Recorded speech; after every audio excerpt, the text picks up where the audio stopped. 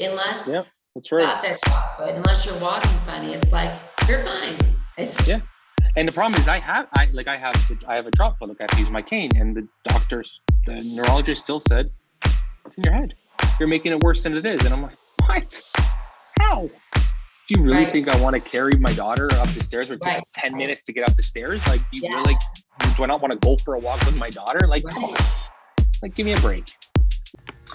Hello, I'm Kathy Chester, and this is Move It or Lose It, a podcast about all things that move the mind, body, spirit, and soul.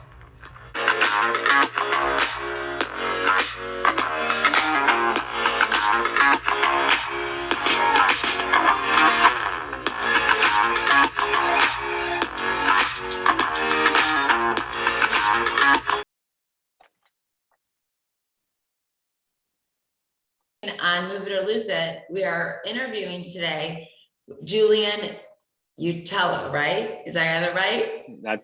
Yeah, that's correct. Good job. Good. So Julian was a professional soccer player. Last he played was in Italy, and it was for Crotone. Yeah, okay. That's correct. Yep. Okay, so you've been a professional soccer player for how long? Since 2004. Okay. So it's 2004 to 2012, 2011. Okay. Yeah. And then so Julian, tell us about your love for soccer. When did that start? So when I was a little kid, obviously just playing recreationally and, just having fun as little kids do. I started to notice at around 7 or 8 that, I was not excelling it, but I started to enjoy it a lot more than any other sports that I played. So I kept my mind tracked only on soccer, instead of hockey, instead of baseball, basketball, whatever sports that you could have done here. When I hit the age at around 10 o'clock, when I hit the ages of 10 years old, I started to get more involved in the rep soccer. So pushing my ways up in the levels, and also, starting with, personal trainers and getting, the body in the shape that it needed to be to fulfill my dream. Living at that time? I was in Richmond Hill, so in Toronto still. I was still in Canada. Okay. Yeah, I was still in Canada at that age. When I hit around 12 years old, 13 years old is when I started to really see that there was a difference in my capabilities.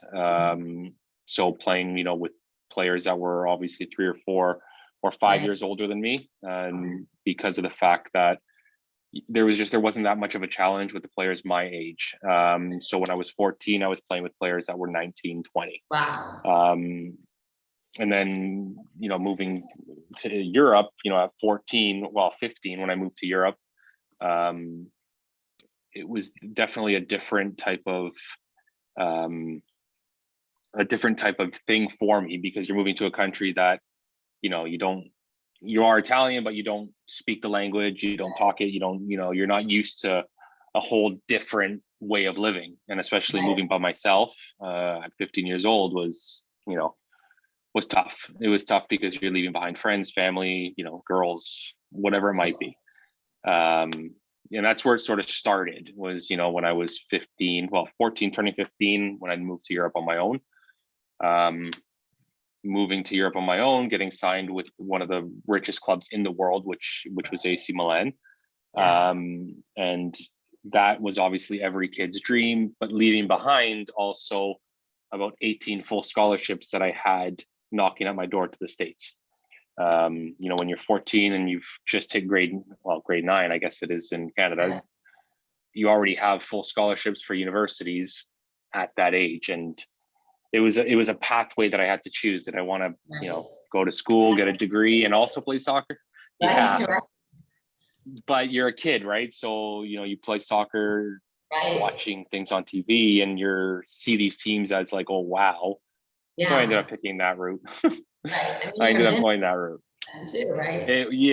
And I'm pretty sure any kid in my train of thought at that age would have picked the exact same thing as well.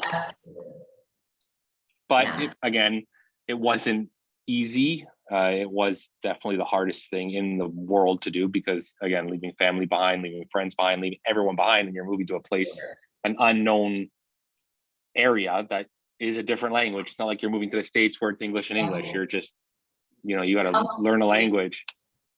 I was in Italy for the whole 10 years. I was there. So now when you were there, how long did it take you before you started feeling more comfortable meeting friends? So within 6 months, I was able to read it and write it. I learned it all by myself. So that was, that was hard. But I mean, obviously with your teammates and with people around you, you learn and you pick up so quick. I mean, when you have no choice to learn a language, you learn it. It's like a little kid, Younger. That's correct. Yeah. Yeah. So it was tough. I mean, it was even tougher that, I had to do my grade 9, grade 10, grade 11, and grade 12, all by correspondence. So with no teacher. So I basically did all my high school years, on my own, which that was even harder. Took me a bit longer, but, another. Hard to stay motivated. Oh yeah, because definitely. I mean, I think that should have taken you 4 years. Took me 6.5 years, but it's just because it's like, I'll do it tomorrow. And you never really do it. But I did. So. So now there was something I saw. Tell me about your experience with Manchester. Yes. So before AC Milan, I actually got called to go to Manchester United. That was the time that David Beckham was there and all these well-known players that I'm sure that in the States. Yeah, it was another awesome experience. The only reason why I didn't stay in Manchester was because my passport wasn't ready in time. Okay. And in order to move there, you needed your European passport, and my European passport was in the works. Okay. Which then after 6 months, I came back to Canada and then went to AC Milan. And when I got into AC Milan, the president of AC Milan was the president of Italy. So that was within 2 days I had my passport. Just went to the city hall with him, literally went with him, walked in, stamped it, walked out. Like it was just how politics worked, how it works even in there, where it's like, we want you to be with us and here's your passport. Okay, thank you. That's so funny. Yeah. Oops, you bleeped out. There we go. Okay. I think it's because I was receiving it. Sorry about that. Oh, no worries. So I want to go into talking about like when you were diagnosed and all that. Yeah, so, of course. Julian, so with the playing soccer, so when did you feel like all of a sudden something was different, your body was acting different? How old were you? When did that start? Tell me about that. So it was I was in Italy playing with Crotone, which was a town down south. And I remember it clearly. I'd woke up one morning, I'd fallen asleep on the couch, and I woke up one morning and my right arm was completely numb. Like it was like you'd slept on a nerve. So you don't really think of it. I mean, especially being an athlete. I mean, you're just like, okay, you think you're unstoppable, but you're definitely not. And it was something that, you went to, it was a numbness, but a burning sensation from the top of my arm all the way to my fingertips. Again, so thinking that I was sleeping on a nerve or who knows. I had gone to practice the same day. I showed the doctors and they thought the same thing, wait a couple of days, see if it goes away and we'll figure it out, because no one really thinks the worst. But after about a day or two, it kept getting worse and worse and worse, to a point where I would have to, put my arm under freezing cold water because it would just help relieve mentally the burning sensation. Now, was it just stuck to that one spot? Just the right arm. Yeah, just the right arm. Interesting. Went to the doctors again. They had me go do some testing at the hospitals, the nerve conduction or whatever, just to make sure everything was okay. X-rays, so nothing was broken. The nerves were fine. Everything was showing that it was fine. Now, this wasn't doing MRIs. This wasn't doing CAT scans or anything to that extent yet. So came back to the field, obviously, with our doctors. They reviewed all the documents and all the results. And, for them, it was, you're fine. Like it might be just a pinched nerve, just let it ease off. But then it started getting to a point where I couldn't even practice because of the pain that it was doing it. So I took it actually upon myself to go to the hospital, check myself in, because, at that point there, you got to look at it as you're playing for a club that obviously has a vested interest in you. So they're not going to really, think it's anything. So you as a human being got to do it yourself. Right. So I got checked into the hospital. Then they started running all the tests, MRIs, CAT scans, spinal taps, blood work. They redid a nerve conduction, all the good old things that we had to do. Right. Then once they did all that, they got our results back.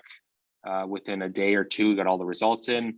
And at that point there, the doctor had pulled me into the office and said, I just want to let you know that your career is over. You're going to be in a wheelchair in 6 months, and you have multiple sclerosis, like that. Right. I mean, they tell you with such kindness and such. Oh yeah, they don't tell you with any heart, nothing. Yeah. So as a 2011, 86. So as a 23-year-old athlete, it's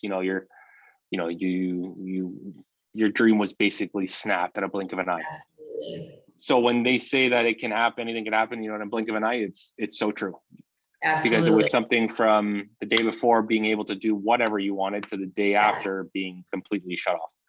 And then from that point onward, that's right. I woke up on Mother's Day and I couldn't see out of my right eye, and that was the final straw. Because the other thing was like you, I was very athletic, did a lot of sports, was a trainer, and I thought, I'm fine. I'm fine. I just pinched something. I lifted too heavy, and then when I lost sight, it was like, okay, I've got to go in, and then I was like, there's no way. There's just no way. I can't accept this. So how did you come to an acceptance of this? Did you even know what it was? Were you like, because I know for me, I've been diagnosed now for over 20 years. So for me, it was like, what is this? My aunt had it. But I was like, and that Uccello, like, I don't know. I didn't know people that had it. Yeah. It was, and I mean, I would say within the last 6 months, it's gotten better, but accepting it, literally, I'd say it was never accepted. Then that's when obviously depression kicks in. That's when everything sort of, because you're only used to one thing. You're used to playing soccer. You're used to being an athlete. You're used to training. You're used to eating properly. And it just literally just all got shut off. Right. Then you start thinking the other things like, I should have went to school and got the degree and went the soccer route that way, because every athlete has to retire. It's because that's just, you get old, you got to retire, but you don't, you want to stop doing your dream because it's your choice, not because something told you to stop. Right. Especially not some disease. No. So I had no idea what it was. I'm one of my cousin's kids have it. But again, it wasn't something that, was like, MS, and you just knew about it. And even to this day, you don't really know a lot about it, because there's so many things that are different, so many things that can change from one day to the next. And you shared a lot on Instagram, and I love the way that you advocate, and you're very, I think I said that to you, that you're very raw and honest when you say things like that. Like, we don't know about this disease, and it's something that everybody needs to be more aware of. And it's scary.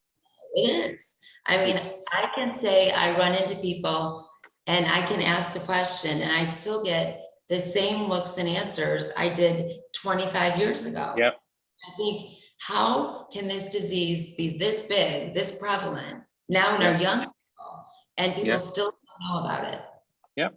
No one knows anything about it. And I think that that's one of the problems. And I actually think that they know more than they're letting everyone else they know. Oh, I agree. I think it's a big, again, this is my personal opinion, I think it's a big money grab, because there's no way that there hasn't been, like, I'll give you an example. So I'm on Ocrevus right now, which is the infusion. Okay. And apparently it stops lesions from happening again. So why wouldn't you let someone be on that as soon as they're diagnosed?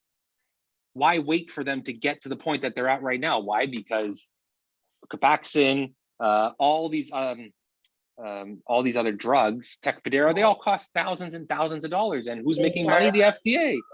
yeah. They don't And care. they started to get bad, and then they put Yeah. them on.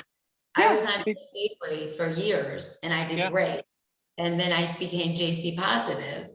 during COVID. Yeah. And it's like every doctor, every neurologist went stupid. And I Yeah. was like, hello, hello. So Yeah. as my blood is getting worse and worse, it's like no one was around to. Yeah. So it has been very frustrating when neurologists are not honest with you. I was And they don't traveling know. to Columbus, and I'm like, Yeah. hello? Yeah. Like, does anybody Yeah, they don't know? know. No, and when you ask them a question, it's I don't know. I've Oh, had I so will. many doctors. And Yeah. I'm like, wow. And I had my neurologist say, it's in your head, you're making it up. That I couldn't walk. And I looked at him, I said, excuse my language, I said, are you effing kidding me? I said, if you put a briefcase 50 feet from me with $1 million and you say, run and get it, it's yours, I can't. I had my client yesterday, my MS client said, he has secondary MS. And he said, you know how bad I want to do this? If you said, I give you $1 million, get on a treadmill, you know how bad I want to, but I couldn't do it. Yeah. I can't do it right now. Yeah. No, And it's I mean, I ridiculous. see him getting stronger and stronger. I have no doubt at some point he will, but right now he's like, I can't. Yeah. And Yeah. I think it's so sad that there's still not any knowledge unless Yeah, that's you right. got that drop foot, unless you're walking funny. It's like, you're fine. Yeah. And the problem is I have a drop foot. Look, I have to use my cane. And the neurologist still said, it's in your head. You're making it worse than it is. And I'm like, what? How?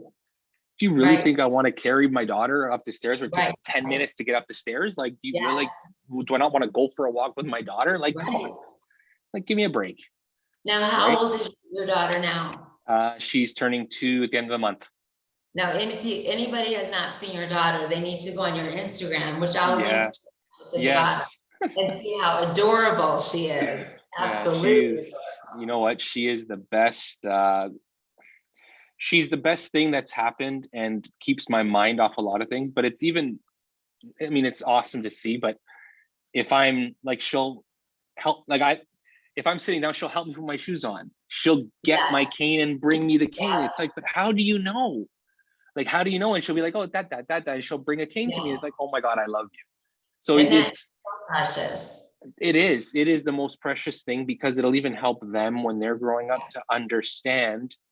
Because when we were kids, you never used to make fun of people that were, disabled, but you wouldn't think of them as anything different, but they are different. And, to your credit with your daughter, my son is studying to be a nurse. So it just became such a desire to help and to want to see people become better. And so I do think that as a parent, in the beginning, because my kids were so tiny, so young, I was so afraid that me being sick would really destroy their world. And it was quite because that's what I was afraid when my wife was pregnant. It was, you were like, oh my God, how am I gonna, what are they gonna she doesn't have a daddy to walk with or go on the thing. Like, what's she gonna think? Like, I don't want to do it. Later, they'll see you. It is so rewarding later, because you don't know when you're raising them. But I had children early, and now, seeing notes that I'm their hero and stuff like that, it's so rewarding. So as she grows, I know you'll get those letters, and there's nothing like that. So I'll show you, like, behind here are my medals for all my running. And that's a big thing. Awesome. And so it's really great when you can do the things that you do, and as you get stronger. Some of my runs, I fall every time. I'm a great faller, professional. Oh, so am I. I actually fell the other day and I'm all scraped everywhere. And it's just like, and it gets to a point where you're embarrassed when you fall and you're like, and you look if anyone's looking and no one saw, you're like, yes. There's nothing you can do in a race, because then not only do you fall, but everybody behind you, and you're like, I'm sorry. And I'm like, we're supposed to run for you. I'm like, I'm just trying though. So it's, we do what we can do. And I think that what you're saying, and I think what gravitated me, and once I did the interview for MS, and I loved reading your story, and I loved your drive. And I think that your personality, you're very encouraging. I think that really gets you through and keeps that positive attitude. Tell me a little bit about what inspired you to donate, and how I saw obviously what you were talking about. Talk to me about the walk that you did. Yes. About that walk. So I'm the type of, like, I'm very, like, my mind is still like an athlete, where I want to do more than I can. And when I was doing that walk, the first 3 or 4 days. That doesn't know. Oh, yes. I was doing so me and my trainer that I had for my whole childhood up until I had MS, he actually ran 30, I'll put in miles. He ran 30 miles a day, and for 16 days straight, and I would walk 1.6 miles a day for 16 days straight.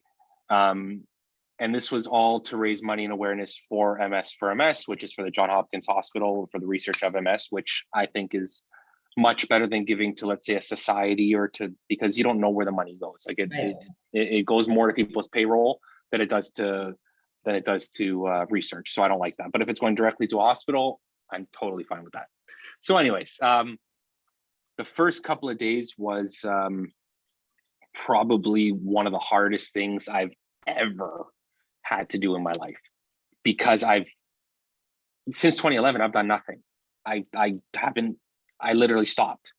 And because of the athlete that I was, I started seeing that I couldn't do things. So it actually turned against me. Instead of not being able to do something and saying I'm going to do it, it was, no, I can't do it anymore.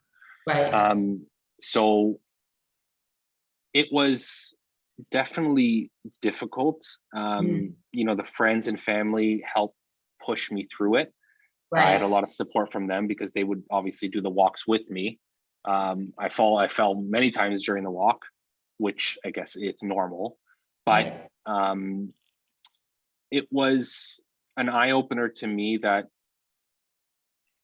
I can do something, even though it's just as walking, which is the easiest thing in the world for people to do. I mean, you start learning it at 2 or at 1, you start learning how to walk. That's just what you do. And being, 34 years old, being 34 years old and not being able to walk anymore, it definitely puts like that into your brain that it's not possible. And then after the walk, it was funny. After the walk, you would think, well, you're going to continue walking because you can do it, but it totally went the other way to not wanting to walk now, because your mind is just, it was so hard. And yes, you did it, but it was like, well, look at all the pain you went through. And now the mind plays so many tricks on you. Yeah. And I mean, walking now and with my cane and the leg, with the drop foot and it's just so difficult. Yeah. And especially with the heat now that it's outside, it's like, you can't go outside. You go outside and my MS, the leg dies right away. Right. And still that is, hard for people to understand. Like, my wife doesn't even understand it. She doesn't. Like, it's just that it's so hard for people to understand the actual circle of how MS is. Yeah. My husband and I got married in 2019. So it was our second marriage.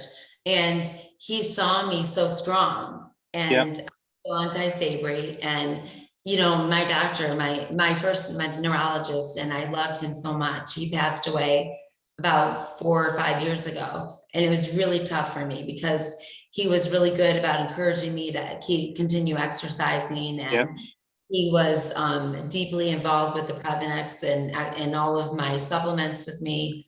You don't find neurologists like that, you just don't. And it was really tough for me when he passed, and he really helped me with, I don't know if you've seen like those neck coolers you get, and they've got the beads in them. I have like 5 of them. So in the summer, I'll keep them cold all the time, put them around my neck, so that if I'm going on, like, if I want to go on a walk or something, I'll get the beads, I'll put like the cool, like the vests on and do a lot of that. So that if I want to go outside, but still I constantly am keeping myself cool and not staying out for a long time. So that if I want to enjoy like the beach or something like that, where I can put my feet in. But yeah, you're right. Like, am I going to go work out outside? No. Yeah, there's no chance. No, I want to make sure that I'm safe. And so we do have to kind of change things in the summer when it's hot like that. And so it has to be more indoor workouts than outdoor. Correct. Yeah. Yeah. So keeping your body moving is going to be obviously help you, and to try to do something like walking back and forth, kind of like a long hallway. That's right. Yeah. Trying to get back to that. Yeah. And the thing with that is, you know, since the mind does play so many tricks on you, it's getting the ambition to actually start doing it again. Right. Like your mind will say, okay, tomorrow you're going to start. And then when tomorrow comes, you're like, I'm, you know, tired. I'm this, I'm that. And you just so many excuses and so many different, where when you were an athlete, it was, no, I'm doing it. And you woke up and you did it. Right. Or, you know, if you didn't have this disease or you did it, you know? Right. So it's hard just having, you know, people truly understand it. Oh gosh. It's fine. I think that honestly is what gave me such a passion to get certified with MS and all the other autoimmune diseases, is because I would see, you know, people, especially during COVID in 2020. Yeah. People like, I'd watch them, I'm like, all of a sudden, you know, we're zeroed in on Instagram and everything. And I'm like, this person doesn't even have MS. This person doesn't even have this, but they're showing them to do things that would be actually harmful to them. And so that really revved me up to like advocate more, do more things for my clients with MS. And I don't regret a second of it. I have enjoyed so much being able, some of them I Zoom with them, some of them come in here. I work with them, but the Zooming is so good. A lot of them with drop foot, a lot with, you know, and I would say it's, you know, my athletes, think of this is the fight for your life. This is the fight to move, walk, gain your strength for your life. It is the Super Bowls of all Super Bowls. It's the championship game of all championship games. And every day that you decide it's not worth it, or I'm going to not do it, it's another day you lost. It's true. It is very, very true. that is the best way to put it.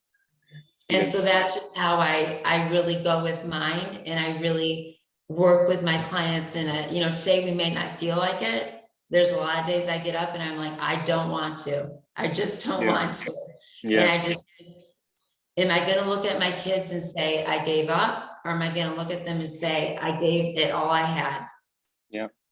Yeah. And so, that is very, very true. That is a great way to think of it, because that's the only way to think of it.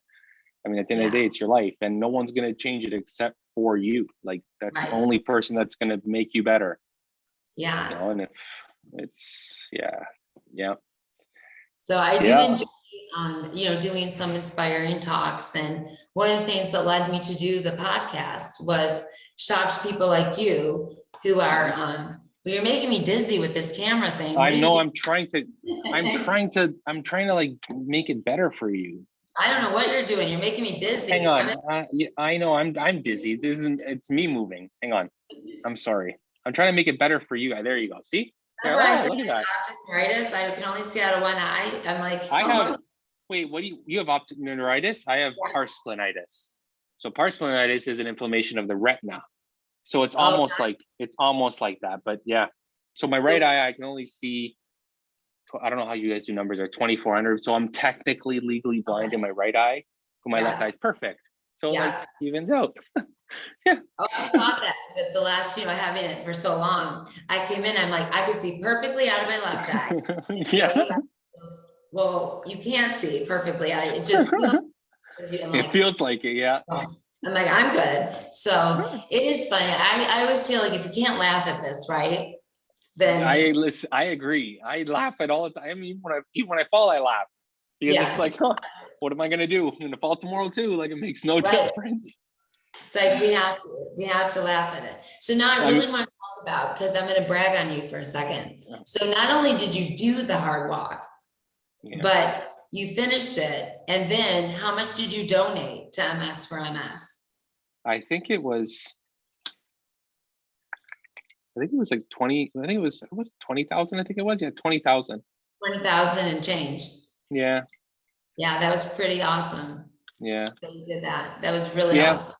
Yeah, 20,000 and change. And every day, like, if the company I work for, they donated 20,000. That was at the beginning of the year. So I mean, at the end of the day, we're just always asking. I mean, it never hurts to ask. I mean, it's for a good cause, and absolutely. I mean, at the end of the day, it's if someone doesn't want to donate, but at least you let them see the word MS. That's the main thing. Is just I love, Julian, is that you didn't just share your story. You didn't just share what MS is, that it needs to be talked about, that it needs more awareness, but you put your money where your mouth was. Oh yeah. And, yeah. And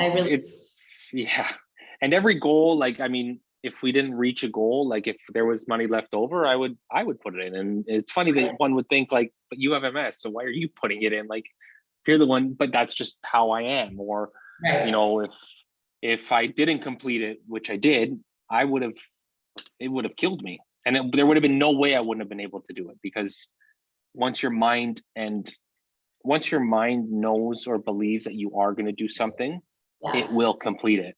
And it's just a matter of now. That's right. And now it's just a matter of getting that into my therapy mind train of thought. You got it.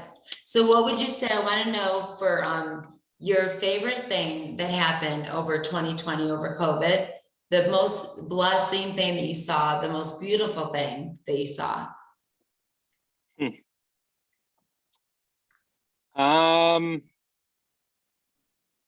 Geez, over 20, like of 2020. Oh my goodness. Just all the whole thing. I know that you're stuck inside still, right? Yeah, we're stuck inside still. Friday we open up, sort of. Okay. With COVID, are you saying, or are you saying in general? Like this whole time, the whole shutdown. What would you say is something that was just really beautiful that you saw? I mean, I was able to, as much as it's the little things that matter, I was able to spend so much time with my wife and daughter, all under one roof, and just enjoy ourselves and be able to not get to know your wife again, but you're stuck in a house. You have no choice to, and then seeing everything that my daughter was doing, and you're literally seeing it from, you're not out, so you're seeing it, and it's every day, like words by words, or going up the stairs, or running, or coming up to her mom, or coming up to me and just giving me a kiss, and that stuff there, to me, because I'm very family oriented, I don't care about anything else that's going on. It's anything with my family is my main priority. Well, you're Italian. Yeah, I know. Tell me about it. She's not. She's Portuguese, so it's like a bad mix. Yeah, interesting. I bet it's a very. Yeah. So you've been married for how long? 2016, November 5th. So 4 or 5 years. Yeah. We met. I met my husband 2016. So so now, what would you say moving forward? What are your plans moving forward with advocating with MS? And I know you coach, right? Now you're coaching. I do. With this COVID, obviously everything's been shut down for this year and a half, whatever it's been. And I mean, that was also a good thing. And when you would go out and coaching, obviously the kids that I would coach, they were 15 years old, but they would see that I had my cane and I was having difficulties, and they would not that they would help, but the amount of respect that they had towards someone, let's say, that had difficulties doing things was unbelievable. Right. And goals that I have coming up, I mean, obviously speaking about MS as much as I can, even here in Toronto. Like there's, you know, magazines and all this stuff that we're in. Right. And actually I'll show you. Hang on, let me just get it for you. Yeah, definitely. I'll get it for you. And I'll put it at the end of our show links too, so we Yeah. can. So there's this book called this magazine called The Foundation. Okay. And I did we did a 4-page thing. Oh, I love that. Okay. So it's like Yeah. from MS to like activist, and it talks just about like, you know, what we do with MS for MS, Yeah. my whole story. And it's just every That's awesome. week I would say I do some sort of interviews that always speaks about MS, that speaks about, you know, what I'm doing right now. And it just gets, you know, in magazines and newspapers. And I'm just trying to get as much knowledge out there to, you know, to everyone, because I mean, what else more can we do, right? It's Right. Absolutely. yeah. I think educating, and making awareness as much as we can. I think it just really brought us together, and knowing that this is so important and we can't wait anymore. There's no more time. It has to happen. Yeah, it does. It has to happen, because it's only going to affect more and more, Exactly. you know, each year. And it's painful to see when people are struggling, and it's hard, especially when you're the person dealing with it as well. Mm-hmm. And, you know, not everyone knowing or can see that we're actually struggling, because we are. We can be as happy as we are, but we're really not. I don't care what anyone says. It's always we're silently miserable. Exactly. And so many don't know that or understand. No. And they or they'll see us short and be kind of curt with them because we're so tired or in pain. And it's like, if they only knew the pain we were in, and that's right. So that can be tough for sure. Well, I am excited to see what you're going to do this next year, because I have a feeling that you got some big things. I love the stuff that I'm already seeing you do. I think you're going to be a big voice this year. I have a feeling. I hope so. And I'm obviously, you know, as much as I can do, I will do. And that's just how I am. It's, you know, reach for the stars and hit a galaxy, right? Well, I would love to do some more with you, and with MS for MS. 100%. So I would love to do that. We'll chat a little bit after. I'm going to go ahead and end this. So we'll say goodbye to everybody else. Thank you. Good. Thank you for doing this interview with me. It was awesome, Julian. I loved being able to talk with you. I hope that all of you enjoy this. When we put it out, it'll also be on YouTube, so you can watch it on wherever you like to watch podcasts, whether it's on Apple or on Spotify, and you can find us there. So goodbye for now. See you guys next week. And that is it. So.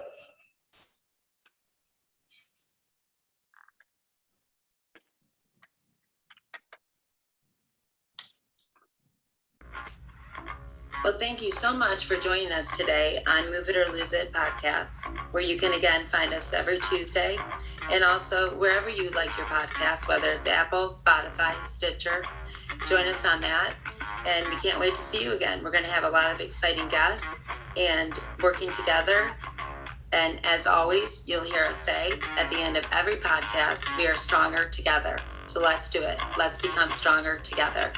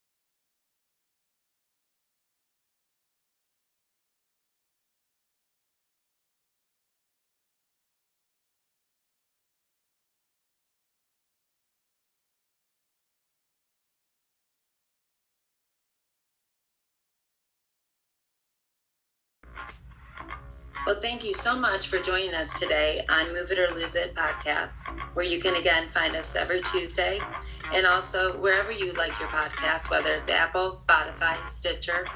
Join us on that, and we can't wait to see you again. We're going to have a lot of exciting guests and working together.